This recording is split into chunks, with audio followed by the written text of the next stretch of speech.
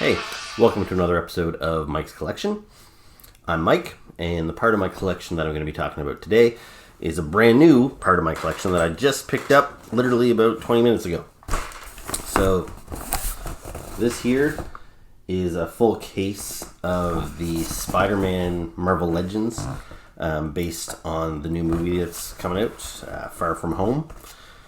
So, like with most of these Marvel Legends movie-based waves of figures, some of the figures are based specifically on the movie, and some of the other figures are just Spider-Man characters based more on their comic book looks. So we've got a good mix of both in here, and I haven't even really looked at them myself. I had these pre-ordered, and they had a strict street date of today on Sunday, which is June 23rd, I think. I think that's what the box says. There's a big big warning on here about don't put these out until June 23rd. So that must be what today is. So, yeah, so they called me and I went and picked these bad boys up and I just got home with them. So, let's take a look at them. So let's start with the movie-based figures.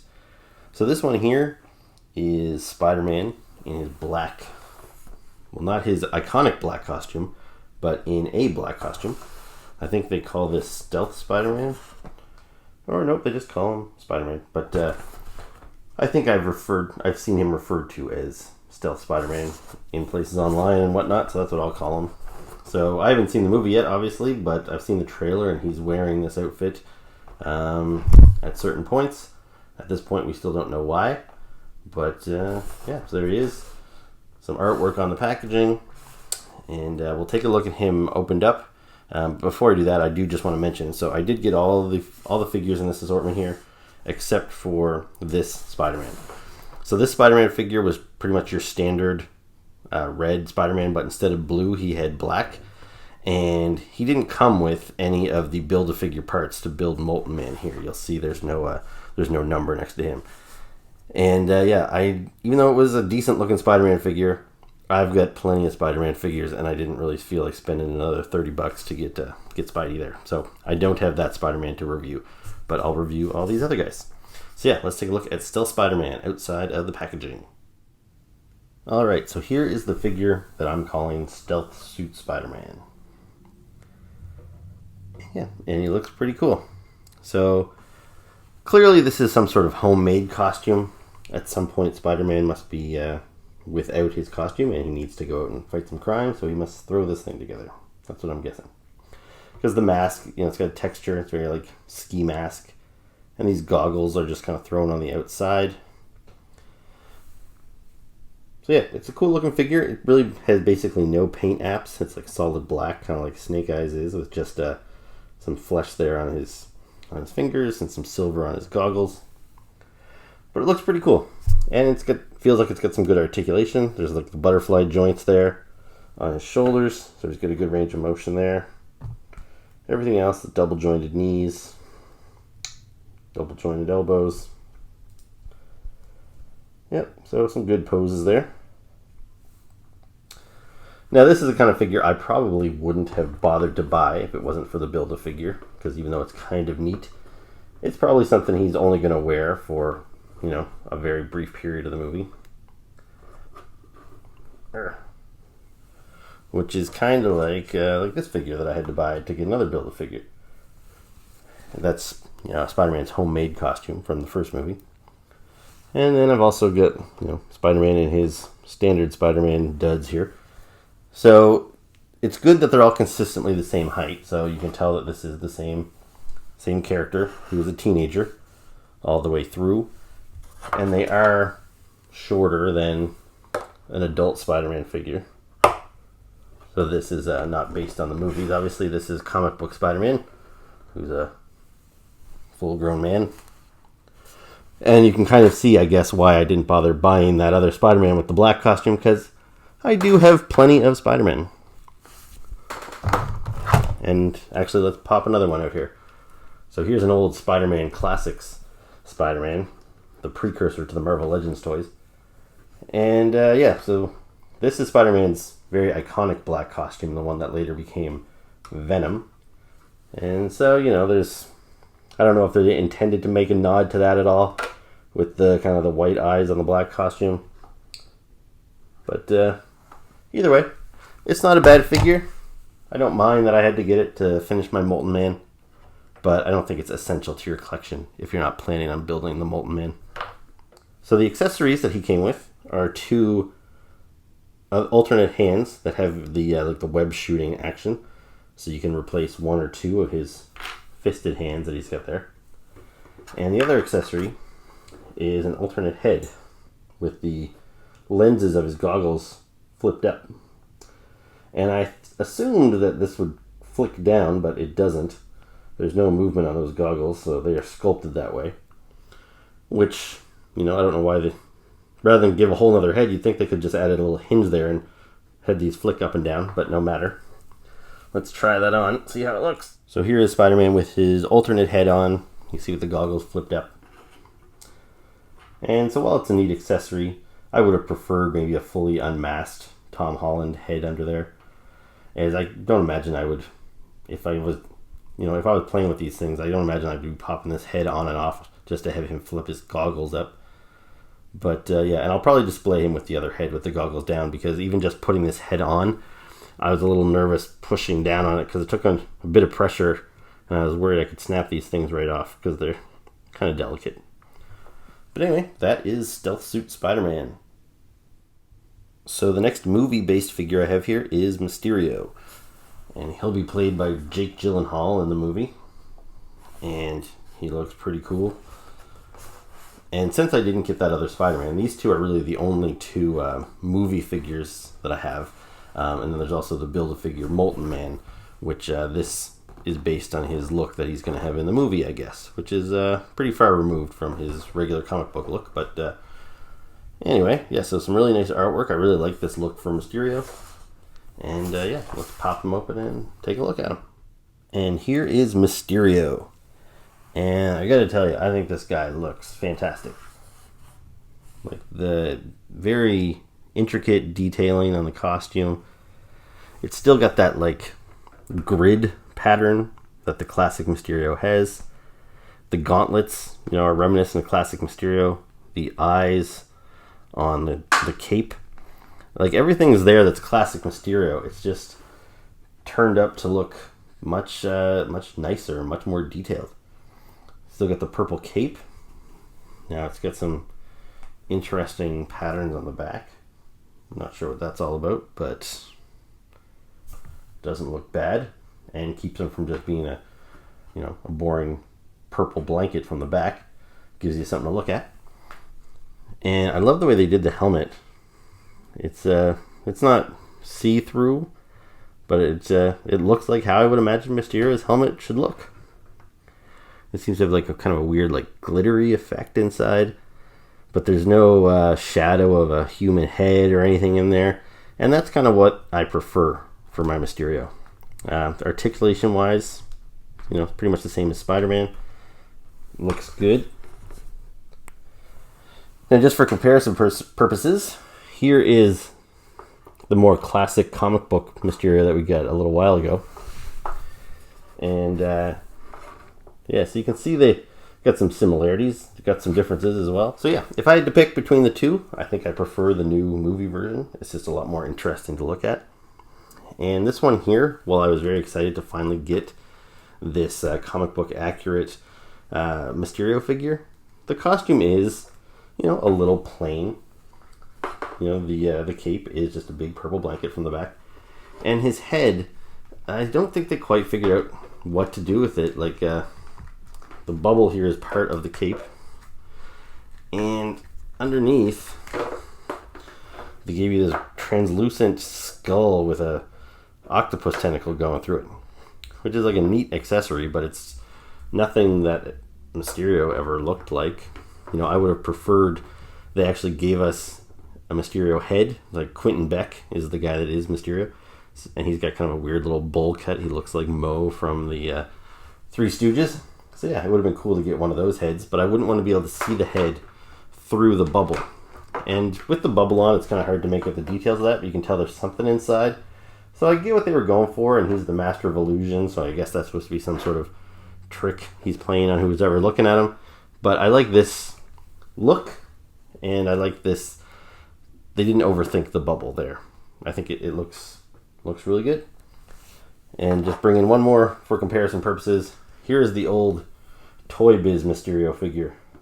So this is based on the 90s Spider-Man cartoon. I like this figure a lot. I don't have his cape right now, but the cape went over the back, and then he stuck in like a water bottle there, and he misted, when he shot mist out of the front there, which was a pretty neat little idea, a good gimmick. But yeah, I loved this figure a lot, and I liked this figure a lot, but I think they finally got it right with this Mysterio. This is really cool looking, and I'm really looking forward to seeing how he's portrayed in the movie. So here's Mysterio. For his accessories, he just has a couple alternate hands as well, so he's got some fists, so you can swap out his open hands. And to my brother Doug, if he's watching this tonight before I had a chance to talk to him, I was able to pick you up a Mysterio of your own. So yeah, you can pay me back for that later this week. Now this is the first of the comic book based figures in the line. So this is Hydro Man.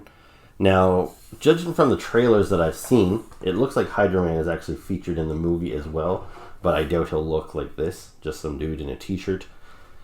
If I had to guess, he might be more monstrous, kind of like Molten Man. But yeah, they went with this comic book version of Hydro Man.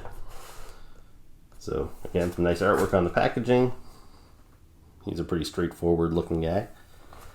So yeah, let's pop him open and take a look. And this here is Morris Bench, better known as the Hydro Man. So Hydro Man, if you're not familiar, he basically turned into water. So you can see here he's got these big crazy limbs made of water.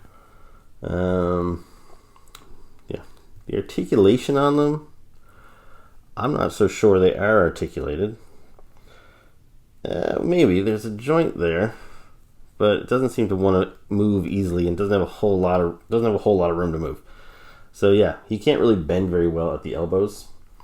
He does turn at the wrists there, and there's some movement on the wrist. Otherwise, looks like pretty standard articulation. Ball jointed head, up and down neck, waist crunch there, double jointed knees. So yeah, this is Hydro Man. And he's never been like my favorite Spider-Man villain by any means, but he is a classic character. He's been around for decades, and he usually kind of gets forgotten. So it's cool that we get this figure of him. And the head sculpt on this guy is great. Like, it just has a lot of personality there. I really like that head sculpt. And he's got these cool water effects for his feet. You can take those off, and he's got work boots on under there. I think his body, like the jeans and the t-shirt, are reused from a Luke Cage figure, but from what I understand, the boots are new and the water effects are new. But not only do they look cool, but they help him stand up. I'm always trying to find different display bases so my Marvel Legends won't keep falling over, since they don't come with their own display stands.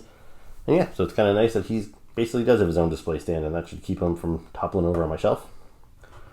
One of the things that's disappointing about this figure is the arms. Not so much that they don't move a whole lot, but that they're not interchangeable with some regular arms. Because Hydro Man doesn't walk around looking like this. He can look like a normal guy and then just kind of turn into water. So yeah, if I wish he had normal, just, you know, regular old arms that you could plug in there and then swap them out for these big, crazy, monstrous water arms. Now, for comparison purposes, I'll bring out this old Hydro Man figure I have from Toy Biz. And he had the same problem. Just a normal looking guy, except for these big, crazy water arms. And you couldn't swap them out, so you were just kind of stuck with that. Now, he had kind of a cool water effect too. So, this thing here, you just kind of tuck his legs away in there. And there you go. Now, looks like he's, you know, sprouting up from his legs being formed of water. Now, even though this is, you know, wasn't a bad Hydro Man figure for the time, This was just a straight repaint of a previously released Sandman figure. Or you know what? Might even been vice versa. I know there was a Sandman figure that shared the same mold, and I actually can't remember which one came first. I would guess Sandman, probably, because he's the more popular character. But, there you go. It's not a bad figure. But one thing I do like about this new Hydro Man is that he is nothing like Sandman. I feel those two guys get lumped together a lot, but here's the Marvel Legends Sandman we have. He's a little too tall to display next to him. But you'll see there's no mistaking these two guys for one another anymore. They're totally different sculpts. And yeah, they look pretty cool together. And I'm pretty happy with Hydro Man, even though he's not the most exciting character. He is a classic character, and it's nice to finally get him in the Marvel Legends style. And the next comic-based figure that we're going to take a look at is Spider-Woman. And you can see she's almost dwarfed in her packaging here by this massive piece of Molten Man that she comes with. Or a couple of pieces, I guess, by the looks of things. She also seems to have some alternate hands with some web accessories. So yeah, it's this seems to be probably the I don't know, 6th or 7th Spider-Woman we've got in the Marvel Legends line. But I'm glad that we finally get this version because Julie Carpenter here, she's probably the Spider-Woman that I read the most when I was a kid. Jessica Drew, the kind of most popular Spider-Woman, had retired by that point. And so yeah, this is the one I know best. And she seems to often be forgotten these days because there's newer, younger Spider-Women and there's Spider-Gwen and that sort of stuff. So yeah, I'm glad that we finally did get this version of Spider-Woman. So yeah, let's pop her open and take a look. So yeah, this is the Spider-Woman that was around kind of in the mid-80s, right through to maybe the mid-90s. She was like the prominent Spider-Woman, maybe even later than that. But she was never all that popular character. I think she had one 4-issue miniseries that I have, but other than that, she never had her own book. And you can see her costume there. It's very reminiscent of the Black Spider-Man look. And she actually donned this look first. But yeah, it's not a bad looking figure. There's nothing particularly super exciting about it. Like, even though this was the Spider-Woman I preferred when I was young, she was never one of my favorite characters. And yeah, so it looks good. As far as like the articulation and sculpting goes, I don't really have any complaints.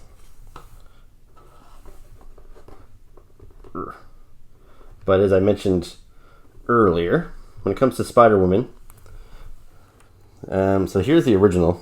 This is Jessica Drew, the first Spider-Woman. So we've had that figure for a little while. And then we've also got this Spider-Woman. And this is Anya Corazon. She used to be called Arana, but then she later took the name Spider-Woman. Then, of course, we have Spider-Girl. And this is Spider-Man's daughter from an alternate reality, who is May Parker. Then we've got this Spider-Lady. This is Silk. And then there's this Spider-Woman from another reality. Whoops. So she's from like the Old Man Logan storyline. And then, of course, there's Spider-Gwen, who's pretty popular these days. And then this is Jessica Drew from the Ultimate Universe. So yeah, I've got quite a few Spider Ladies. So it's hard to get excited about another one, really. But yeah, she's been around longer than most of these other girls, so it is cool to finally get her. Anyway, as far as accessories goes, she just has this one piece, so it's an alternate hand, and it's kind of, I'm not sure what she's got going on here. It's a big clump of this kind of translucent-y, kind of glittery wave. Now, she didn't ever shoot waves in the traditional sense, or shoot webs like Spider-Man did. She had kind of like a telekinesis power or something, so it was more of a, more like a magic type of web. So I guess that's what this is all about. But the clump at the palm of the hand kind of confuses me. So that's Spider-Woman, Julia Carpenter. And next up we have Doppleganger. So this is Spider-Man's evil clone. You see he comes with Molten Man's arm there. He had some interesting artwork on the packaging. I'm excited to get this figure. So yeah, let's pop him open and take a look. So this is an evil clone of Spider-Man. So you see he's pretty much wearing just Spider-Man's classic outfit. He's got kind of that textured blue and then the red with the web pattern. Except what makes him stand out from Spider-Man is he's got 6 arms and they all have claws. He's got these crazy clawed feet with just 2 toes. And then he's got this crazy kind of Venom looking head. Just the teeth coming out of the Spider-Man mask. And yeah, he is a pretty cool looking character. And I've always been a fan of him. Now, if you're not familiar with Doppleganger, he hasn't been around for a long time. He actually died in the comic books way back in like the 90s. But he came from a storyline called Infinity War, which the Infinity War movie was actually based on the first big Thanos storyline called Infinity Gauntlet. And that was the one where Thanos came and he got the glove and he tried to make half of the population disappear. And so they took the Infinity Gauntlet and they adapted it to the Infinity War. But then the next time there was a big storyline with Thanos in the comic books, it was called Infinity War. And in that one, he made evil clones of all the superheroes. So not only was there a main 6-issue miniseries of Infinity War, but almost every Marvel comic book was a tie-in to the event. So there was like 2 or 3 issues where the X-Men had to fight evil versions of the X-Men, and Moon Knight had to fight an evil version of Moon Knight, and Spider-Man had to fight an evil version of Spider-Man. And the evil clones all looked kind of just something like this. They were kind of just scarier nightmare versions of the original character. And all the other doppelgangers were dispatched within, during the Infinity War. So they either died within an issue or so, or definitely by the end of the 6 issues, they were all gone. Except for Spider-Man's doppelganger. He survived, and he went on to be in a couple other storylines. Most notably was a big storyline called Maximum Carnage, where he teamed up with Carnage and a couple other evildoers, and they kind of went crazy in New York City for a while, and he eventually did die. Now, there was a previous figure of Doppelganger from the 90s Toy Biz animated line, and I was always a big fan of this figure. I think it holds up pretty well. And you see he's got all the same design elements, the claws on the hands and the 2 toes and the scary teeth and the kind of bug eyes. So yeah, this was a great figure, and I really didn't know if we'd ever see this guy updated because, he's never been brought back to life in the comic books. It was kind of a one-note storyline from 20 years ago, and he shares some design similarities with Carnage and Venom, so there's almost not a need for him. But I am glad that we did finally get this new version of him. He looks pretty great. And I actually prefer the eyes on this one.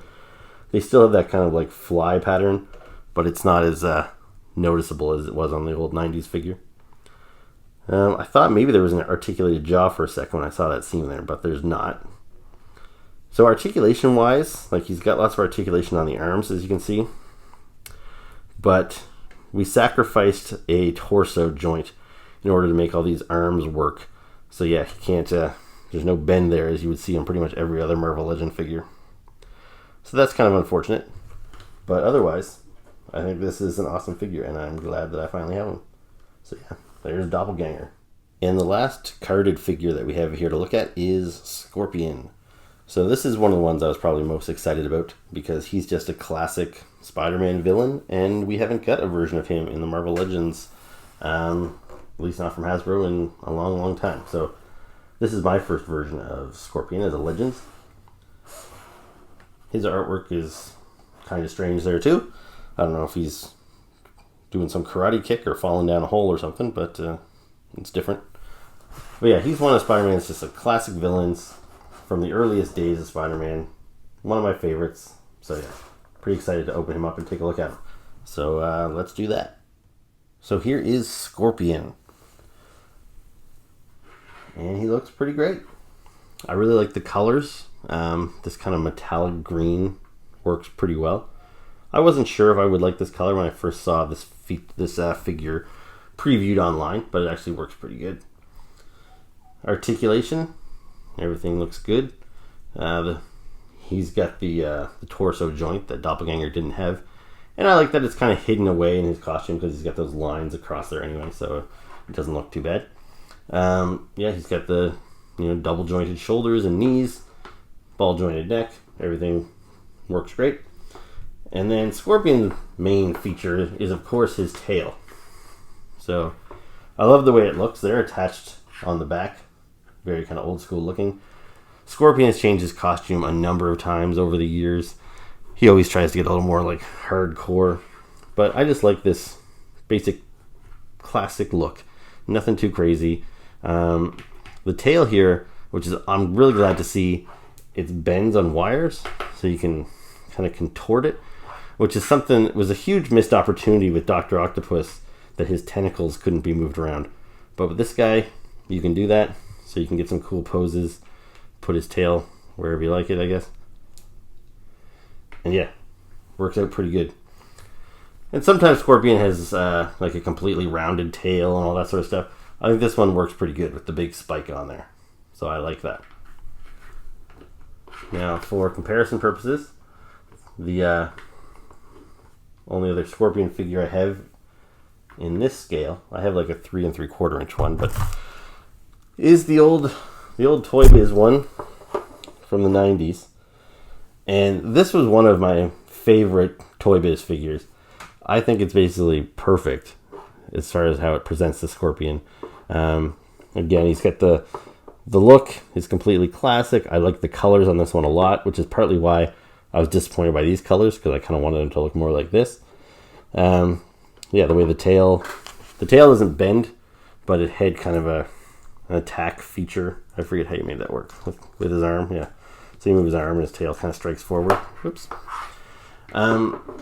So yeah, this is a great update to this figure. But one thing I wish they had done, and if you guys watched my episode with Bobby Valla, this is one of the figures that he designed, and I've heard him talk about this on another podcast. But when he did this figure, he wanted around the mouth here to be flesh colored, and you can almost see like the sculpted line there, so it would look like this.